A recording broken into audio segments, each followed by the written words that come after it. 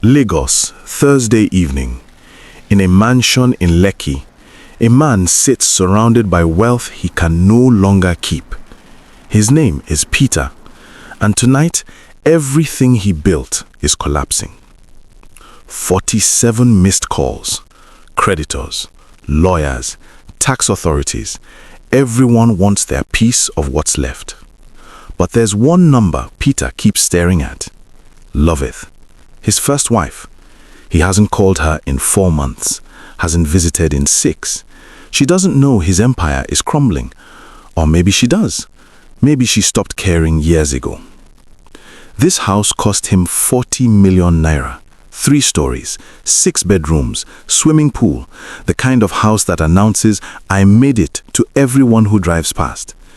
But tonight, as Peter walks through it alone, it feels less like a palace and more like a tomb, a monument to success that forgot to include life. Peter makes a decision. He's going to see Loveth. Not because he misses her, not because he loves her, but because he's desperate. And desperate men finally remember the people they forgot when things were good. As Peter drives, the city passes by like a film reel of his life. Every street corner holds a memory. Every neighborhood marks a chapter.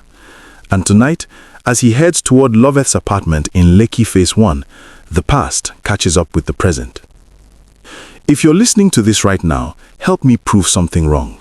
My mother said I wouldn't even reach 1,000 subscribers, but I believe untapped stories like this needs to be heard. Help me show her that this tales matters. Now, let's continue. To understand who Peter is now, you need to see where he came from. Ajegunle, 1998. If you know Lagos, that name tells you everything. If you don't, let me paint you a picture. Ajegunle isn't just poor. It's the kind of poor that teaches you to protect yourself at all costs, the kind that carves fear into your bones. Peter, at 24, skinny from hunger, working as an agbero, bus conductor, hanging from Danfo doors calling up destinations. Oshodi, one seat remain. 16 hours a day in Lagos heat, breathing diesel fumes, fighting for passengers, getting cheated by drivers who'd blame him for missing money and dare him to complain. 500 naira on good days, nothing on bad ones. He shared a room in Ajegunle with 7 other people. 7 in a space the size of a bathroom. They slept on mats, shared 1 bucket of water, 1 bar of soap that had to last a month. Peter would wake up at 4:30 a.m., already hungry, knowing he might not eat until the next day.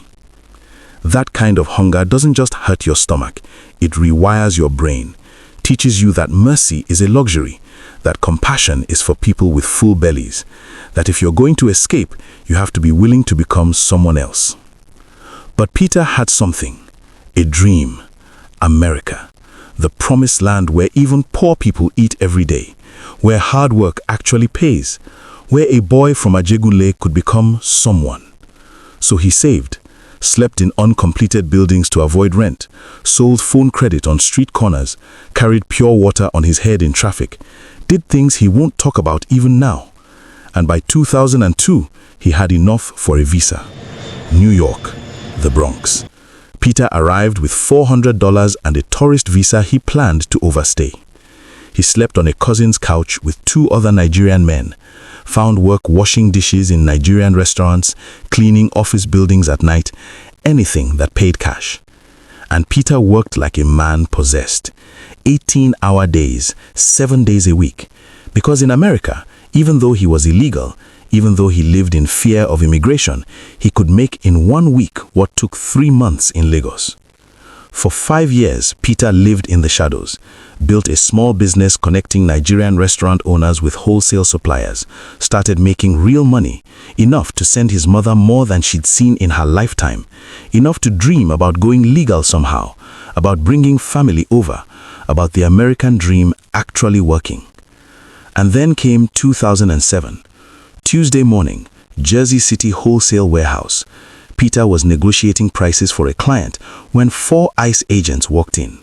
Immigration and Customs Enforcement, body armor, the whole show. They asked for his papers. He couldn't produce them.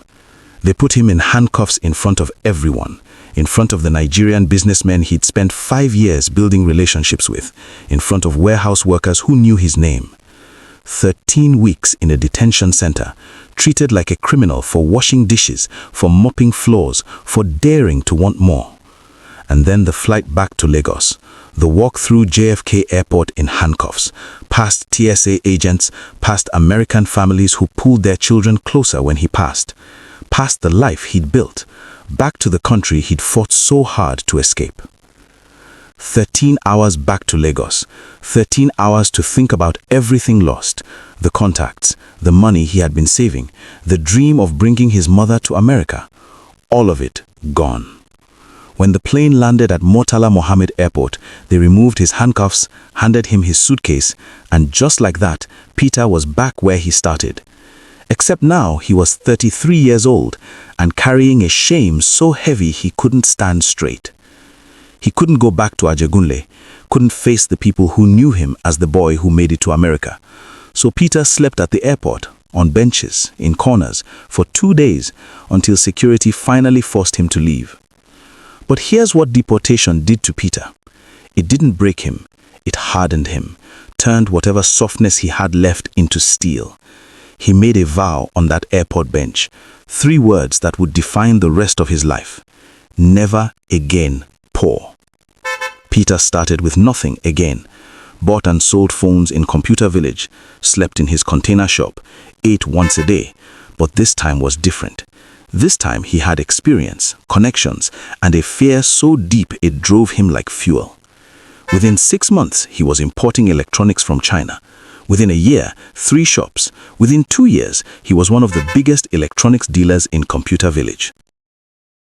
But Peter had learned something in America. The real money wasn't in selling products, it was in selling experiences, entertainment. So in 2010, 3 years after his deportation, Peter opened his first lounge, a small spot in Surulere. But he understood Lagos. Image is everything. Even though he was still struggling, drowning in debt, he made that lounge look expensive, feel expensive, hired beautiful people, played the right music, gave discounts to influencers. And Lagos being Lagos, once something looks successful, everyone wants in. Within months, his lounge was packed every weekend. Within a year, a second location in Lekki. Within 2 years, 4 lounges. Peter was being called one of the rising stars of Lagos nightlife. The money flowed. The boy from Ajegunle, who'd been deported, was now wealthy, powerful, untouchable. The money changed him. Or maybe it just revealed what poverty had already carved into his soul. Designer clothes, expensive watches, a penthouse in Victoria Island. Peter would look in the mirror and see nothing of the boy who slept on airport benches. That person was dead, buried, and good riddance. And with money came attention from women. Not the kind he got in Ajegunle, where girls wouldn't look at him twice. Real attention. The kind that made him feel like he'd finally become someone who mattered. That's when Loveth entered his life.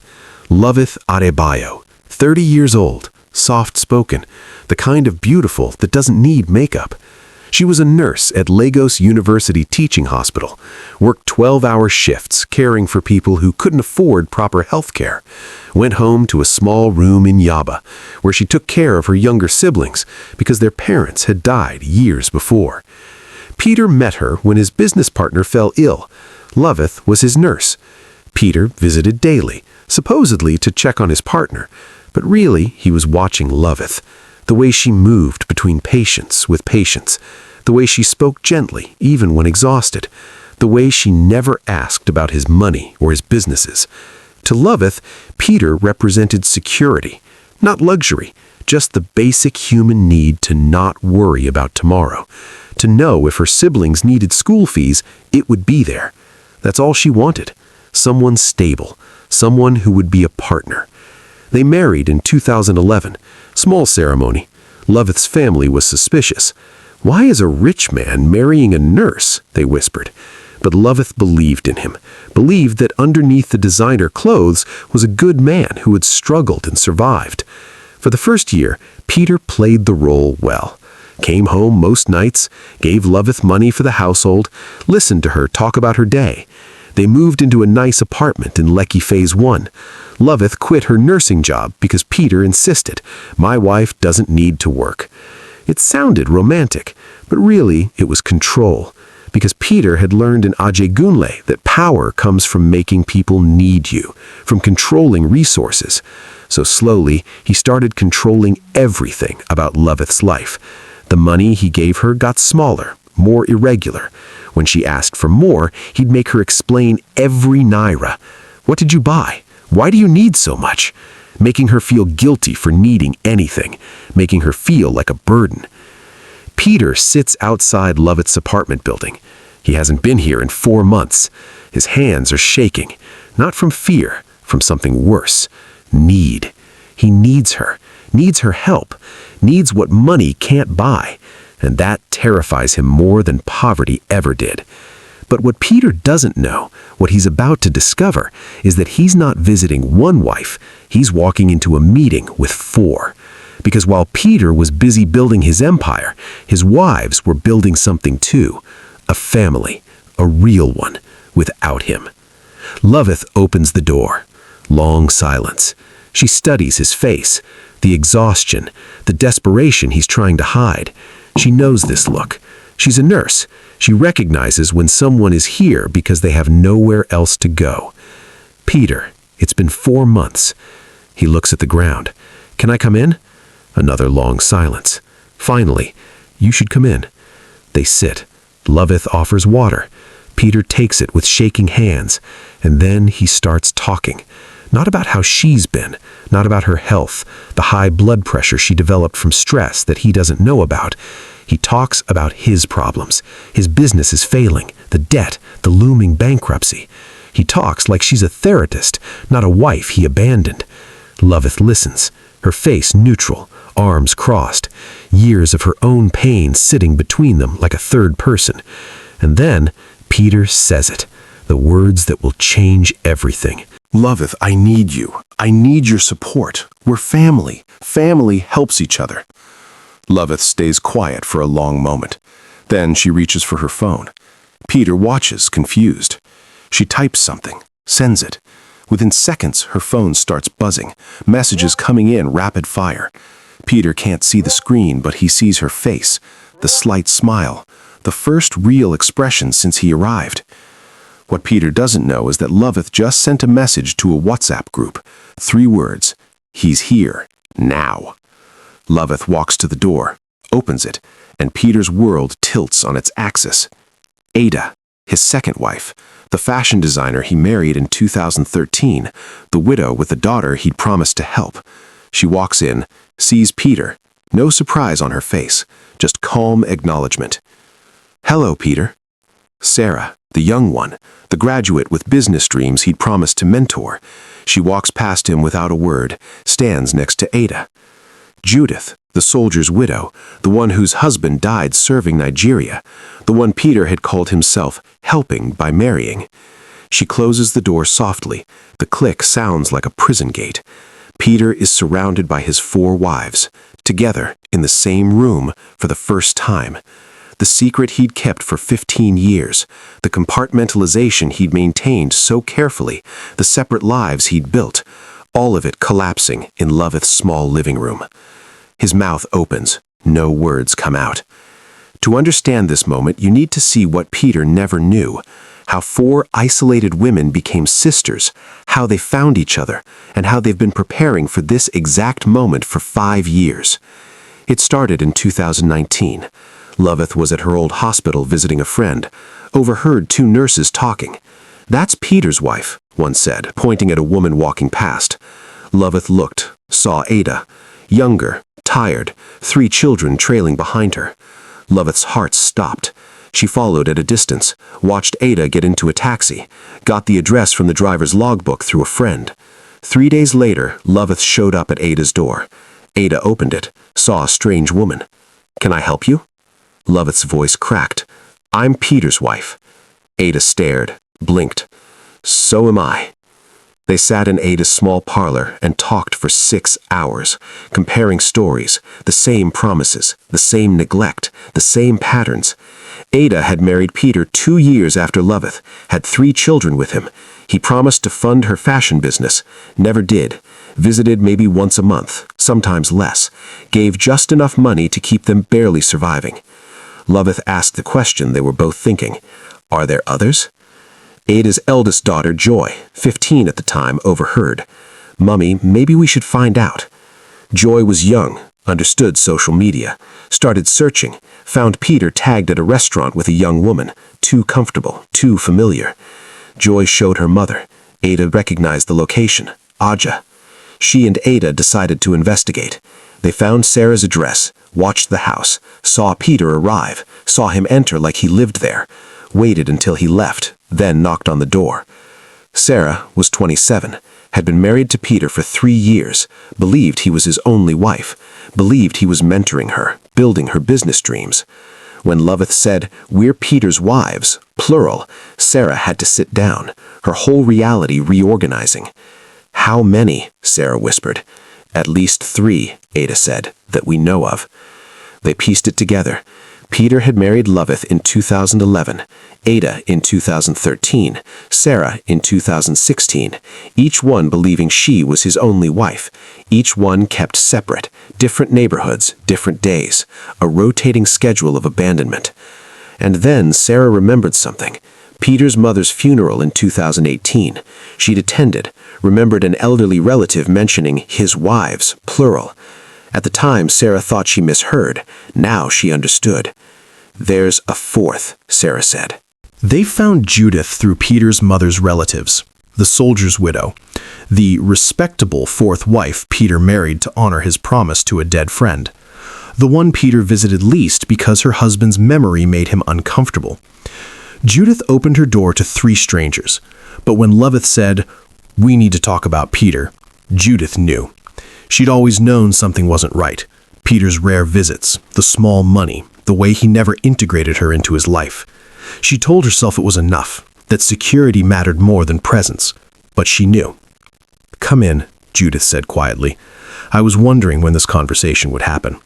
4 women, 4 wives, 1 man. They sat in Judith's small parlor and laid everything on the table.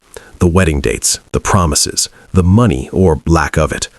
The loneliness, the years of thinking they were the problem, that they weren't enough, that they'd done something wrong. And slowly they realized the truth. They weren't the problem. Peter was. Ada spoke first, practical, direct. "So what do we do? Confront him? Leave him? Call him out publicly?" Sarah, the youngest, was angry. "We should expose him, let Lagos know what kind of man he is." But Loveth, who'd been married longest, shook her head. "And go where? Back to poverty? With what money? We're all dependent on him. That's exactly how he wants it." Judith, the widow, understood strategy. Her late husband had been a soldier. "We're stronger together than separate. He kept us apart because united we're his biggest threat." They made a decision that day. They wouldn't leave, not yet, not until they were ready. But they would support each other, share information, help each other survive. They'd become what Peter never wanted them to be, family. Sarah created a WhatsApp group, Sisters in Survival, she called it. They exchanged numbers, scheduled monthly meetings, and began the slow work of building their own safety net. Over 5 years, they built something beautiful. When Loveth couldn't afford her blood pressure medication, Ada would help. When Sarah needed advice on her online business, Loveth shared contacts. When Judith's children needed school supplies, Sarah sent money. When Ada's fashion business struggled, they all became her first customers and promoters. They celebrated birthdays together, prayed together, cried together. They became sisters in the truest sense, not by blood, not by choice, but by survival. By refusing to let Peter's neglect destroy them, by choosing each other when he chose only himself. And they waited, patiently, for the day when Peter would need them, when his empire would crack, when he'd come looking for the support he never gave. They knew that day would come. Men like Peter always fall, and when they do, they always come back to the people they neglected. Today is that day. Peter looks between his 4 wives. His mouth opens and closes. No words. For the first time in his adult life, Peter has no control, No leverage, no power. Just 4 women who know exactly who he is, and they're done. Sarah speaks first, young, fierce, the fire Peter tried to extinguish but never could. You need us? You need our support? Sarah's voice is calm, too calm. After everything? Peter, let me tell you what happened yesterday. My online business hit 50,000 naira in sales. 50,000 from the business you promised to fund but never did. You know what I realized when I counted that money? That I built it myself, without you, despite you, and it's mine. Not something you bought for me, not something you can take away. Mine. Ada speaks next, the mother, the protector of 3 children Peter helped create but never fathered.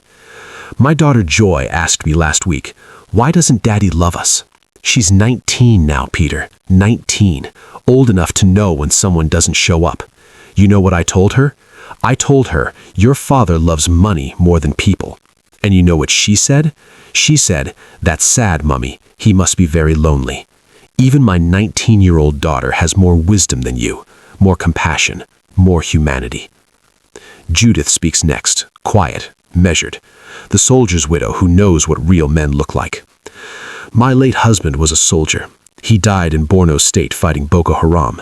He never had money like you, Peter. He never wore designer clothes or drove expensive cars, but he was present. He was a father to his children. He was a partner to me.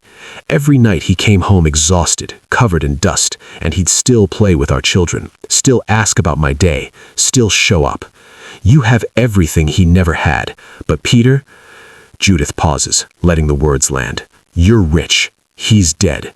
But I'd choose him over you every single day, because poverty of the pocket heals, poverty of the heart doesn't. And then Loveth, the first wife, the one who believed longest, the one whose hope Peter killed slowest.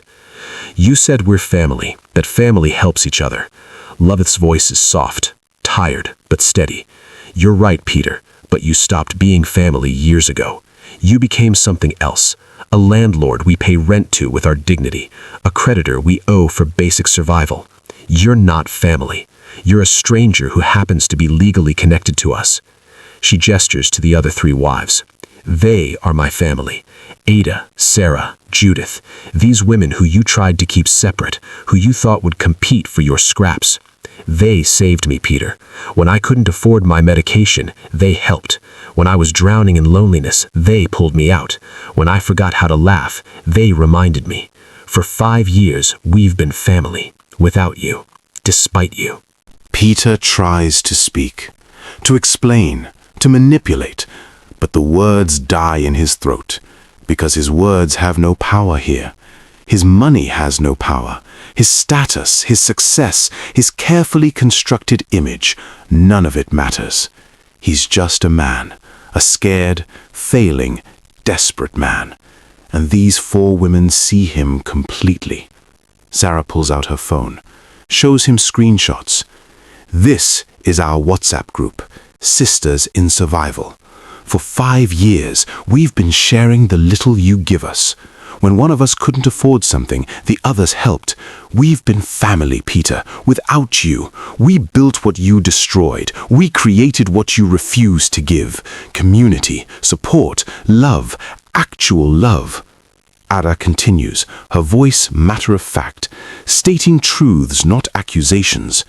We know about the debt, the closed lounges, the failed loans. Lagos talks, Peter. We have friends, family, community. You kept us separate, but we were never invisible. We know everything, and we've been watching you fall. Not with satisfaction, not with revenge, just watching, waiting for this moment. The moment you'd finally need what money can't buy. Judith adds quietly, you came here thinking we'd save you, like we're reserves you kept for emergencies, a backup plan. But Peter, we're not your safety net. We're not your second chance. We are 4 women who've been surviving your neglect, and we're done. And then Loveth delivers the final blow, calm, measured, with the peace that comes from a decision already made. "We are not leaving you, Peter. We don't have to. You left us years ago. You left the day you decided money was more important than presence, success more important than showing up, wealth more important than love. This visit, this need, it's just you finally realizing what we've known all along, that without love, without care, without compassion, wealth means nothing." Loveth walks to the door, opens it, the gesture clear. "You have your mansion, your cars, your businesses, what's left of them. You have everything you chose over us. So go home to it, Peter. Live with your choices, because that's all you have left. Choices and their consequences." Peter stands slowly, looks at each of them, searching for some crack in their resolve, some softness, some leverage. He finds none. These women who he chose because they seemed vulnerable, who he thought would always need him, are standing together, strong, decided, united, and he's the one alone. He walks to the door, turns back once, maybe hoping for mercy, finding none. The door closes with a soft click. Peter stands in the hallway, can hear them inside, starting to talk, then laugh, the sound of family he was never part of. He walks down the stairs to his luxury car that feels like a coffin, gets in, and for the first time since his deportation 17 years ago, Peter breaks down completely. 3 months pass. Lagos moves on. Life continues. But for Peter and his 4 wives, everything has changed. Not dramatically, quietly, the way real change always happens. Peter's businesses collapse completely, without capital, without support, without the will to fight. His remaining lounges close one by one.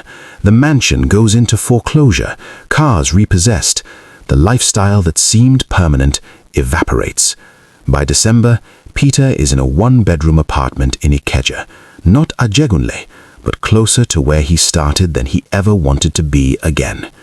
The wives stay together, their bond strengthened by Peter's departure, not weakened. Loveth's health improves now that stress has decreased. The medication she can finally afford regularly is working. Ada's fashion business grows. Joy, her daughter, just got admission to University of Lagos. They celebrated together, all 4 wives and their children. A party in Ada's small shop. Laughter, joy, the real kind.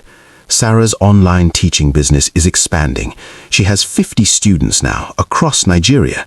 Economics, business management, the things Peter claimed he'd teach her, but never did. She's saving money, planning to go back to school for her master's degree, on her own terms this time, with her own money built by her own hands. Judith's children both got into federal universities, full scholarships.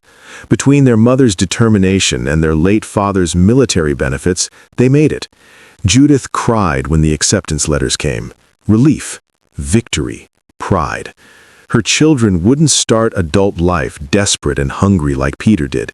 They'd have education, options, choices, and they'd been raised by a mother and 3 aunties who showed them what real family looks like. The wives still meet monthly, sometimes at Lovett's place, sometimes Ada's. Sometimes they rent a small space and cook together. Jollof rice, egusi soup, pounded yam. Their children play together, call each other cousins. The family Peter never built is flourishing without him. Peter sees them sometimes. Lagos is big, but not that big.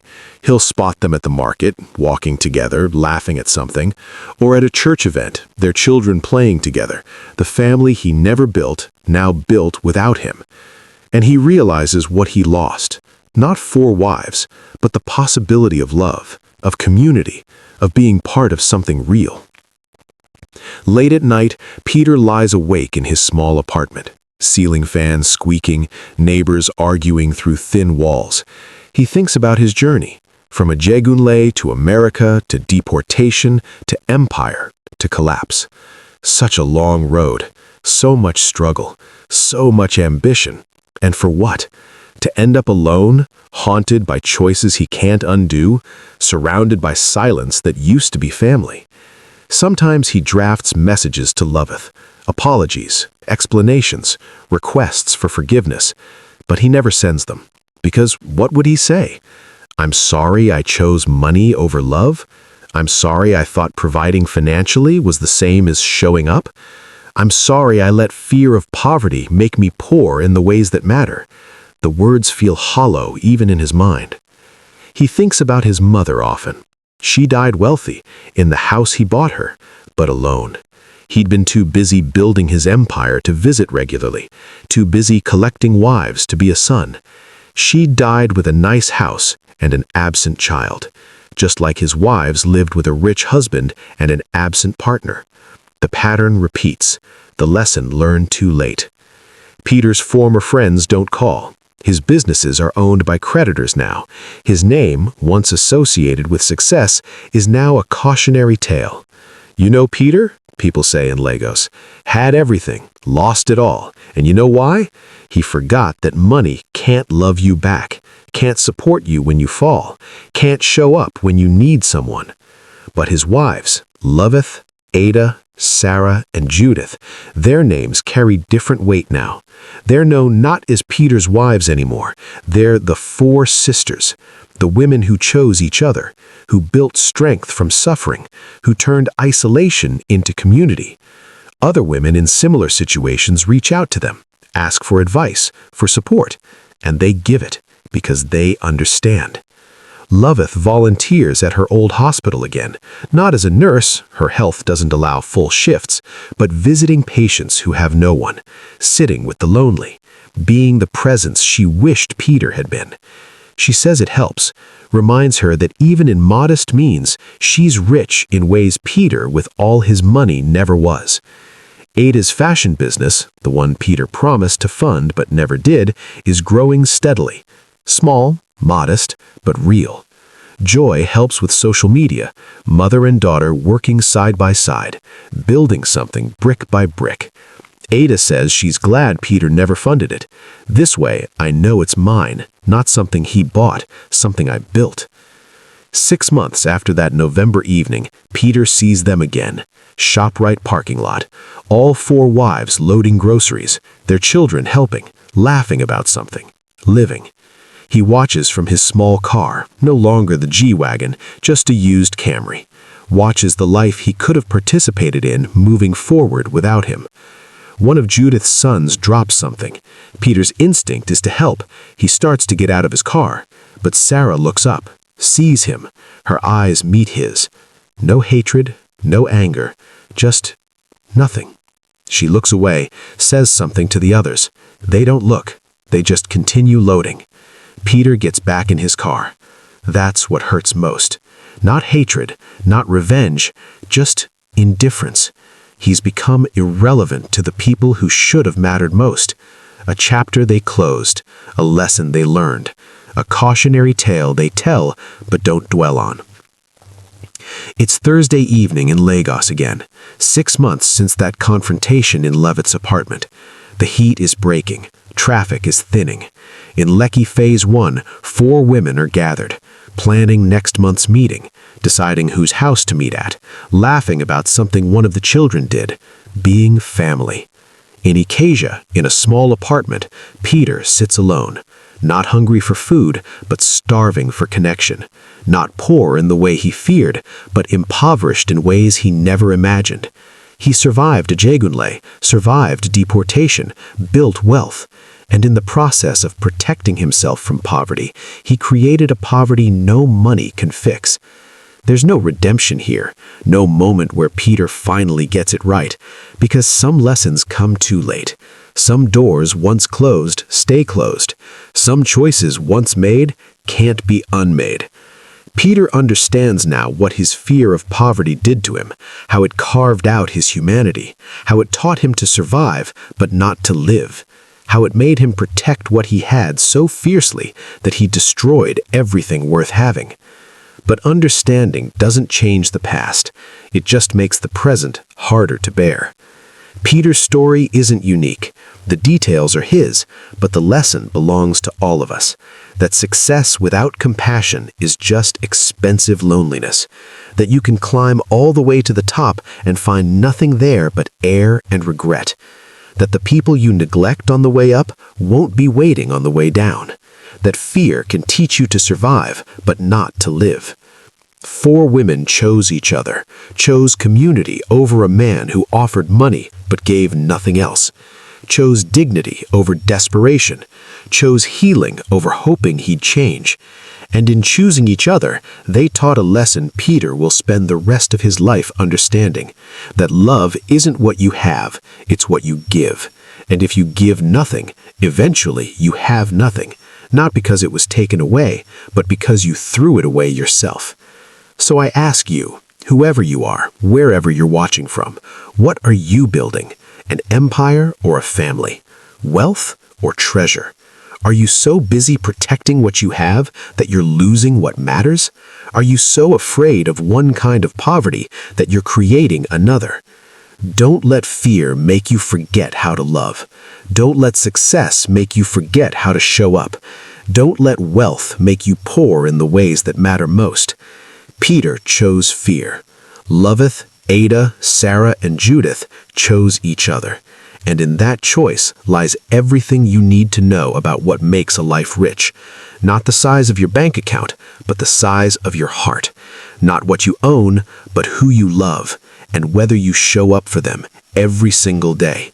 Not with money, but with presence, with care, with the kind of love that says, I see you, I'm here, and I choose you. Everything else is just noise. Africa is a continent of untold potential, vibrant culture, and stories that deserve to be heard.